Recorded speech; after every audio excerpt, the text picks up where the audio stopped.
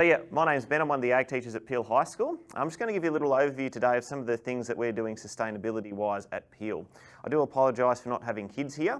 We were at Dubbo Show last weekend. We had a prime lamb comp last week, and I got back from Dubbo Show at 7:30 Sunday night. So I was a bit bedazzled. I'm not going to lie, kind of forgot this was on till Monday. But I'm here. That's the main thing, and I've got something to do. So yes, but anyway, I'll take you through what we're doing in agriculture. So I'm going to talk about three big projects today, and these are ones that our students are doing. So these are ones that the students are taking ownership on and they're actually doing.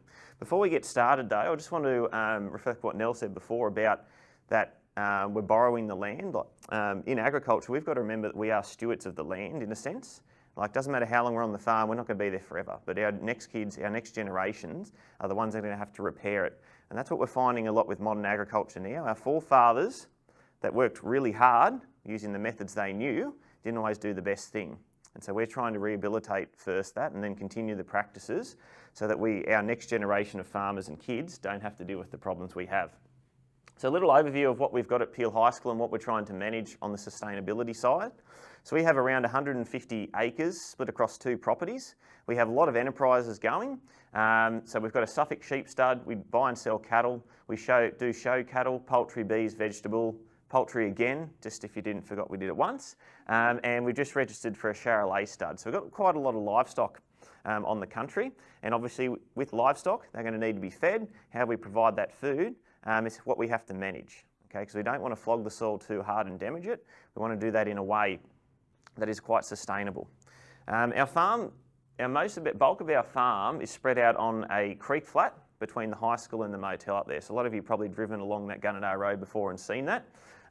We have around 1.5 kilometres of creek frontage of, I'm just making sure I spelt that, Jim Bumby, close enough. Creek. I'm an ag teacher, not an English teacher, don't hold that against me. And this whole creek snakes through the farm. So it actually runs through the middle of the farm. We have quite a lot of sweeping bends. And what happens at least probably 1 to 2 times a year is that actually floods. A lot of you have probably seen that before.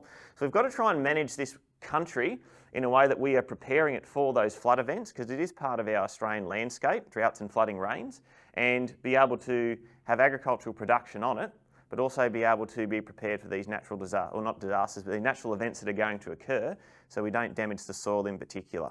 So some of those sustainability challenges that we have with that is obviously our weed control.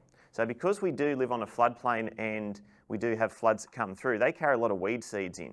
Okay, so all those established pastures and things that we are doing can get compromised. So a big one this year from all the floods we had in the end of last year and over Christmas time is Negura burr. A lot of you along the Peel River have probably seen a lot of Negura burr coming up. We had a lot of that spread through the school this year from that, and so did a lot of other people. We've got problems with Lipia that's taking over some areas. It likes wet environments, so when it floods and the water sits, Lipia is taking over. It's quite invasive. We've got other things like feathertail grass and Chilean needlegrass, things that just keep washing in from the floods. So really, if you're going to manage land that's connected to a creek, which I know you guys will eventually, has to be a whole, we've really got to get everyone from the start to the end on board, because everyone's got to work together to try and look after that. With the flooding, we have issues with erosion, obviously, with that large bulk of water coming across. So we've got to try and conduct our agricultural activities in a way that is going to protect the soil. And then we want to work on our pasture composition. Because we're running so many livestock, we don't want to overgraze the country and damage the soil, so we're going to lose it in the erosion. We also don't want to overgraze it, because every time that we overgraze plants and the roots die back, it compromises the microbial activity and the invertebrates in the soil. And that's not good for our overall health that we're going to have. So I'm going to talk about 3 projects. Now, these are all projects the kids are doing.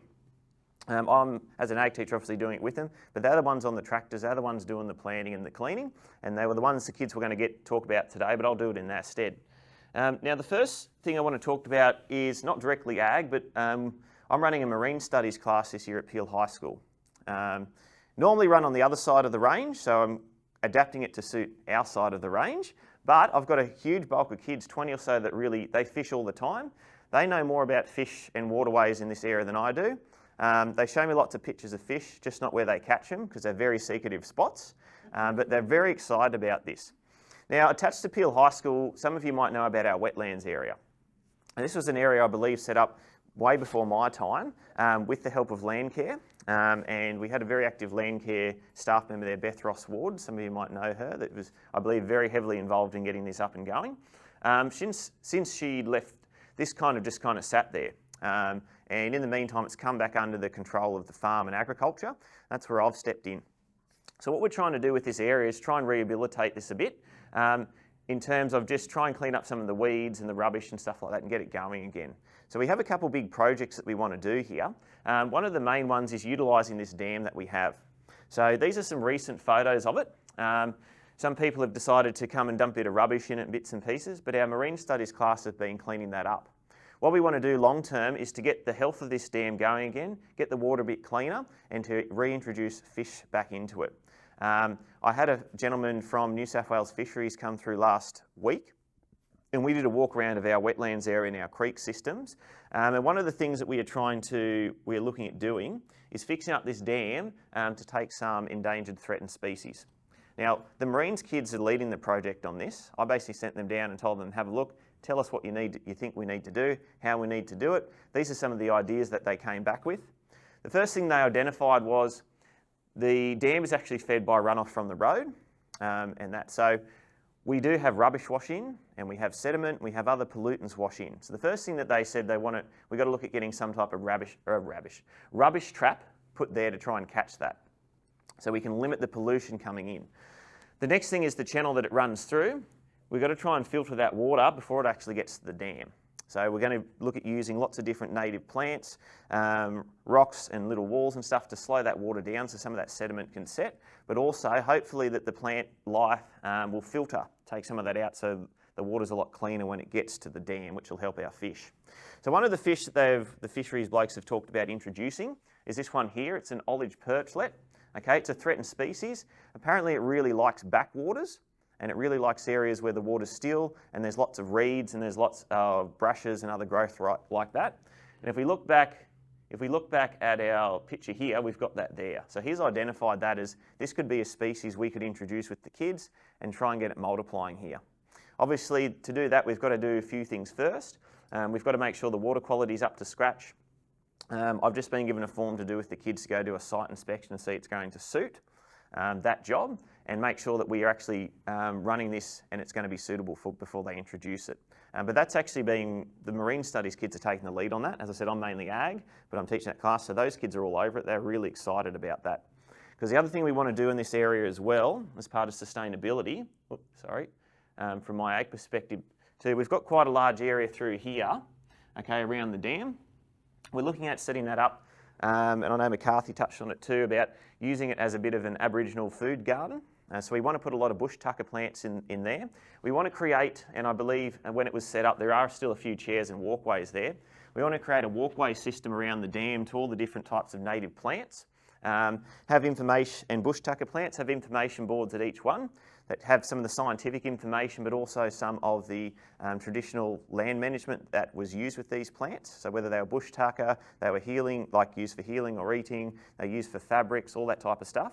So as the kids walk through this area here, they can see and learn about traditional land management. One thing I want to do is set up some trial plots through this area here. Got to talk to the neighbours first, but I want to have some cultural burning plots, okay, that we burn regularly, so fire stick farming. The reason for that is as a lot of you know, when farmers came in and changed the land, it stopped a lot of that. But I want to do some actual comparisons with the kids where we fire stick farm some areas, we see how the grasses grow back, then the plot next to it, we bring in the sheep for a period of time and graze it down, and do that over years and just take tests and see which one's actually bouncing back better. And see whether maybe we need to do some fire stick farming, and then we can do some grazing and it comes back better, to try and integrate some of those traditional land management techniques into our modern day agriculture. So that's kind of a big overview of what we want to do there. With the marine studies class only just starting this year, we're still in those pre-planning phases. But yeah, it will take 5 to 10 years to get kind of this stuff really going, but that's our big vision with that area. Another thing with the marine studies kids we looked at doing was our creek management. Now, having the creek running through the school farm, it's actually a really, really good resource for us. Okay, not only in terms of the environmental stuff it brings, but also in an emergency backup from an agricultural point of view. If our troughs or something happens with our pipe system, in an emergency we do make sure that the stock have water, which is also very handy, as you know, this Tamworth during the hot times of the year. Having that extra backup water, if we think a trough system's going to fail, it helps us with our animal welfare. So one of the things that the students have identified, and we talked to the fisheries bloke about, was fixing this weir or this creek crossing here. So due to lots of floods, we get a lot of washout when the creek comes and actually funnels through those areas. And these are actually stopping our fish from getting from down here further up the stream, which is greatly affecting the health of the river. There are a lot of carp in the Timbumburai Creek, but we at our other farm behind the old Rosary College, where the creek weaves through, have caught yellowbelly up there with the marine studies kids, and I've been told by farmers further up there's cod.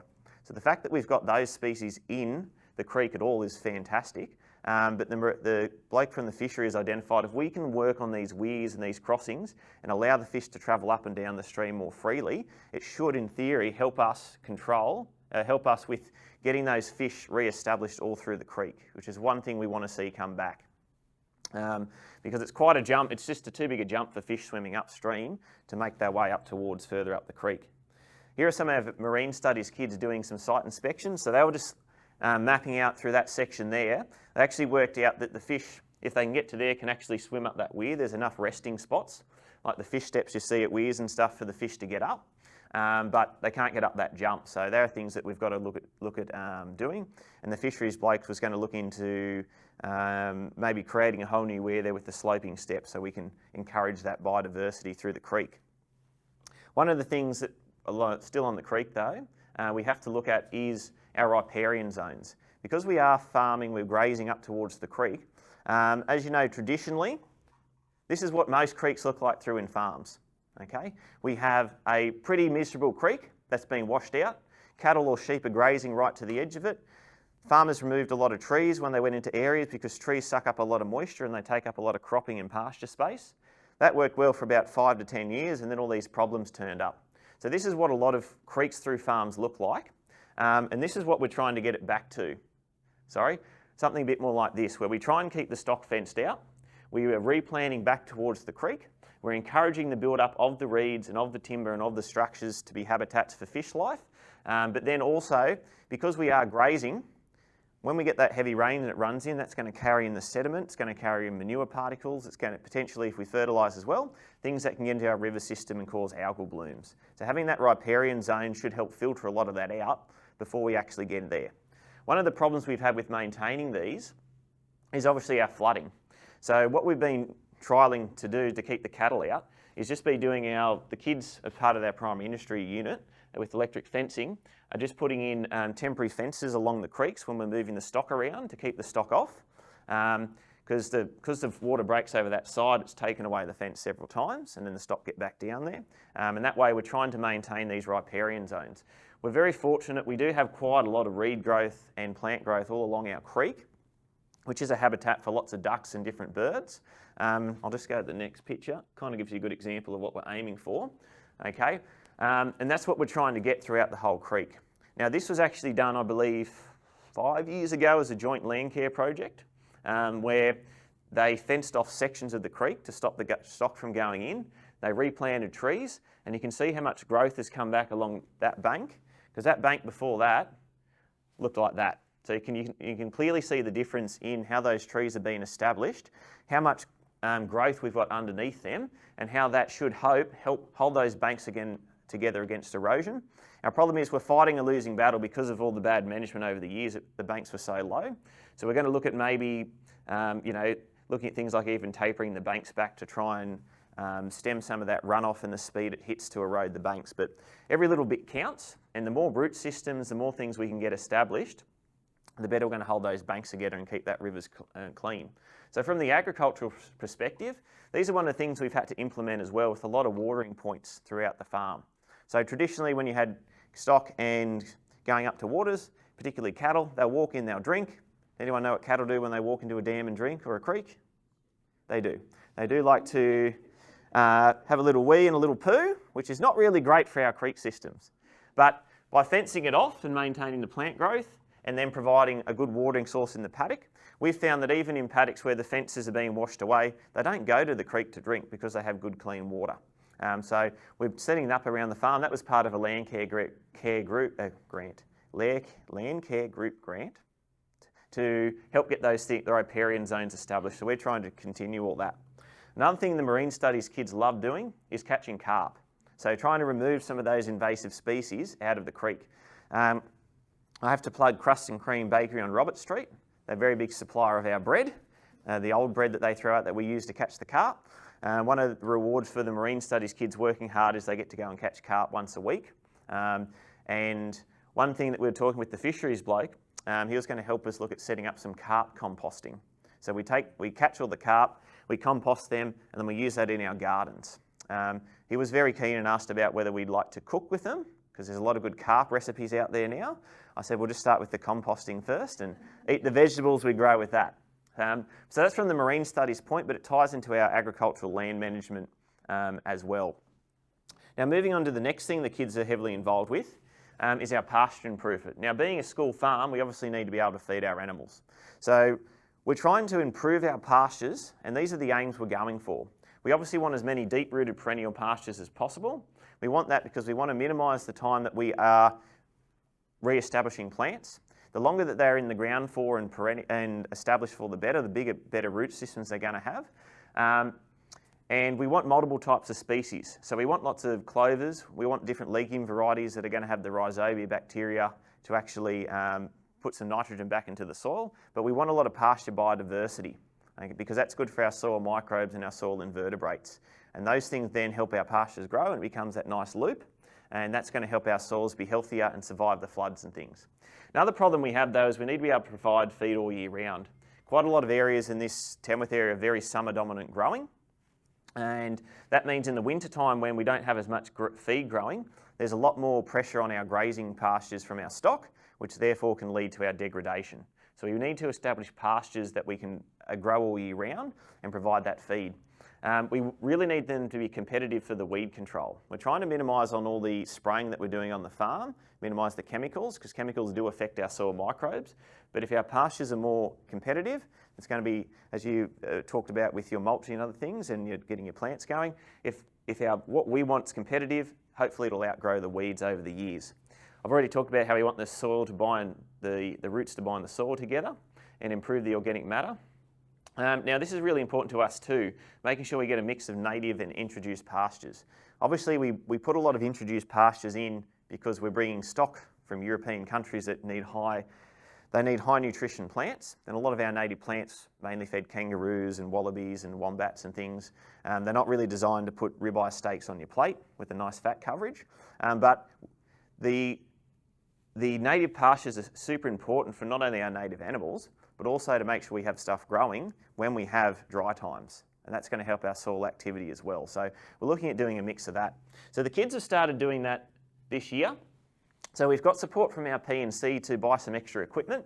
So we're trying to do a complete zero to no-till plan where we don't have to pre-plough up the soils before we establish our new pastures. So these are some of our primary industries kids. They've spent most of term one on the tractor, and between them mulching and the farm assistant doing some slashing, they've done about 80 acres that they've prepared for us to start sowing our pastures into. The reason we went with a mulcher is, rather than spraying, is that a mulcher, PTO-powered mulcher, will actually break up that plant material into very short bits, which then acts as a heavy mulch that sits on top. That breaks down faster, and with the direct drill I'm going to show in a minute, it'll sow through it. That'll actually help act to hold the moisture in as well. So the kids have spent hours upon hours just sitting on the tractor and mulching it up and getting this bed prepared, which has been really good for us because I can sit under a tree then and watch them while they sit on the tractor and do all the work. So this is one of the paddocks that they've prepared close to the creek. As you can see, we haven't sprayed it yet, but that's just from them being able to mulch it. So as soon as the seeder comes, I'm hoping to get straight onto it. And this is the seeder that we've bought. It was meant to arrive at our school 2 months ago, but just sometimes when things are getting built, they take a bit longer. We had support from our P&C to get this purchase as well, because they're right on board with our ag stuff and our getting the kids out and involved. The reason it took so long is because we got this attachment put onto it, which is a trailing kit, which enables that seeder to be pulled by a tractor that's as low as 12 horsepower. The reason we did that is our school tractor that the kids can operate is 32 horsepower. Once again, it's no good if us as the teachers or our farm assistants doing this job. We wanted this all completely designed so that the school kids can do it on their learning tractor and they can go down and do this pasture establishment. So that's why it took a bit longer to get here.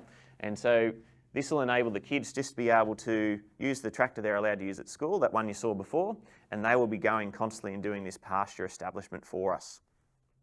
These ones are really good too. They've got the press wheels at the back. So the idea is, and I'll show you a picture in a minute for those who are unaware of how direct drill works, slices through the dirt, puts a very, very, very narrow slither through the dirt that the seed goes in, and then those press wheels at the back will press the soil back on top. So hopefully we have near minimal soil disturbance. The reason for that is if we plough up all the country to do the traditional establishment of pastures and we have a flood, we lose all that topsoil and we'll never get that back. This is not a picture from us using it, this is just an example of another direct drill. You can see how much plant material is left in between. So that's what we're trying to get the kids to understand is, we've got to do this stuff in a manner that helps maintain what's already living there. The last thing that I just want to go over very quickly with that the kids are doing is our grazing management. So obviously trying to minimise erosion, we want to maintain our ground cover above 70%. We use rotational grazing techniques to achieve that, and we're trying to maintain actively growing pastures and rest those paddocks when they're needed. So a lot of you might be aware of the MLA pasture rule. It's been around for quite a number of years. We have had our kids out using that constantly and mapping the pastures. What we're trying to achieve is this, essentially. We're trying to make sure that the stock are growing, grazing the pastures when they're in the good production zones. And then when they get down to this dry stalky area, we're either going to mulch them or let them break down to encourage that growth. This is just the pasture rule if you're unaware of it. It's just a very simple tool that the agriculture kids can take around the farm and measure the height, and that gives them a rough estimate of the amount of dry matter per hectare from the height of the pasture. Obviously you've got to the kids have to take into consideration the clovers, the grasses, the species and all that stuff, and whether it's green or drying, to work that out. And this is an example of one of the sheets that they go around and complete when we're mapping this out. Okay, so they do an eyeball estimate, biomass from the ruler. They estimate the amount of green growth that there is. We use a metre quadrant, sit it down on that so that we can work on the ground cover percentage. They work out how digestible it is and how much there is for the stock. Okay, but we're taking that to the next level with a tool that the kids are using. We're just setting up called AgriWeb. I'm not sure if any of you have seen AgriWeb before. It's a fantastic agricultural management tool. It's also helping us with our sustainability as well. Now schools get a free license, so I've got to plug them because they do help out the schools. Schools can get a free license for AgriWeb. You not only use this for your farm mapping, but use it for all your livestock management. It's like a full database on your phone, which is really good for me if you lose your notepad a lot, because then I can have it on my phone. So we're using this as part of our grazing management. So right now we've got 31 head of cattle in our tropical grass paddock. The kids have gone down and they've done measurements to work out, like we did before, what the biomass is in that paddock. We can then go on to AgriWeb, and then we can input information about the cattle that are there, the average weight that they are. So we get the kids to run the cattle up and weigh them. That'll work out what their dry sheep equivalent is. So that'll work out how much feed they are going to need per day to hit our production goals. This stuff here is just to do with our chemical, like our drenching, but this is a good database for the kids for all that stuff. Then we'll get this here as well. So this will actually tell us, after the kids go down and do the measurements and put in the species of the grass, the amount that's growing, the stage of growing, etc., it'll actually spit out a number and tell us how much feed we actually have left in that paddock for those cattle for what we're trying to achieve. And then what's really good is it'll actually take into consideration the time of the year and the cattle and stuff, and it will actually tell us what the pasture growth is. Because the kids had to go in and identify the species of the pastures there, we've had a couple big frosts. Tropical grasses like the warm weather. So that's why basically at the moment, our pasture growth in the paddock is 0. So the cattle are just grazing off what's there. That's then dramatically dropped how many days we can graze that paddock for. So we can set a limit on that grazing so that we don't graze it down too low, so we can look after our soil health. And using this tool with our other stuff meant we've been able to get the kids to improve our grazing sustainability and therefore our soil health. Because what we're trying to do is essentially this with the kids. The more that you graze a plant, the less root growth that you have. So if we overgraze it by not monitoring our pastures and moving our stock, and we graze it too low, essentially none of the roots are going to grow for about 17 days. So you've got a plant sitting there that's not actually helping the soil. If we graze it lightly and move them, basically if we don't overgraze the plant, the roots stay actively growing, and that increases our stock capacity. But more importantly, it helps the soils keep growing. We sent the kids out this week up to UNE for a sustainability field day. So 15 of our senior kids went up there to learn a bit more about different management techniques. I didn't go on that trip, the other ag teacher did, but we're really trying to push the kids into getting out in the field, learning techniques that we can bring back to school. So thank you very much. I do apologise I didn't have any students today, but that's just a bit of an overview of some of the student-based projects that we're doing at Peel. We're obviously doing other stuff, but these are the ones that the kids are pretty heavily involved with.